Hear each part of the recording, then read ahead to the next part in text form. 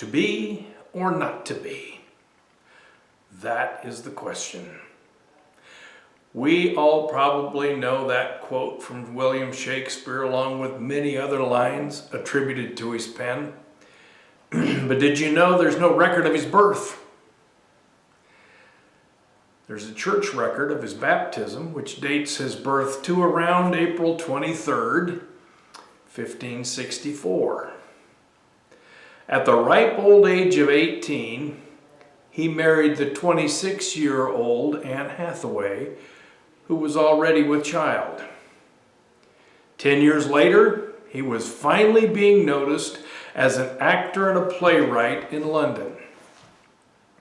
After 37 plays, 154 sonnets, 2 long narrative poems and other verse, leaving many unanswered questions such as, how could a man with such a poor education, who never traveled abroad, write what is coined as the ultimate expression of humanity in the English language?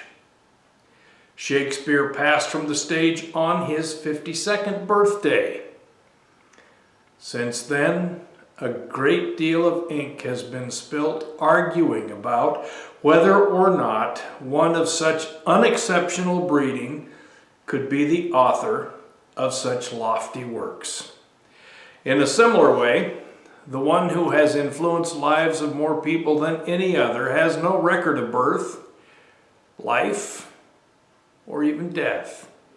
He never even wrote the sayings and teachings that have passed the test of time. And as with Shakespeare, there's little controversy about his authenticity for no other reason than how could a man with such a poor education, who never traveled abroad, write what is coined as the most profound wisdom in human history? How could one of such unexceptional breeding be the author of such lofty works? He was hated and rejected because he gave hope and acceptance to people who had none. You know, the haves will always insulate the have-nots from hope and a better tomorrow.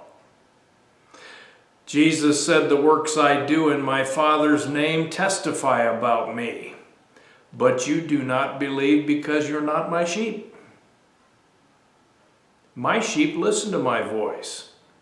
I know them and they know me. I gave them eternal life and they shall never perish. No one will snatch them out of my hand. My Father who has given them to me is greater than all. No one can snatch them out of my Father's hand.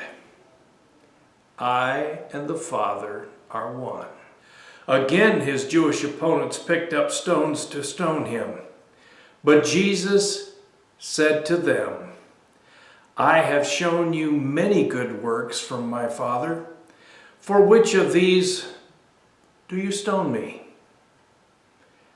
We are not stoning you for any good work, they replied, but for blasphemy, because you, a mere man, claim to be God. That's found in John chapter 10, the second part of verse 25 through 33.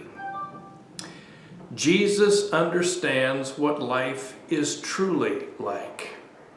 He demonstrated how to live victoriously in this world, not dodging difficulties, but facing them with confidence. As he reminded us, I have told you these things, that in me you may have peace. In this world you will have trouble, but take heart. I have overcome the world. That's in John chapter 16, verse 33. So decision time. To be his or not to be his? That is the question. Bye-bye.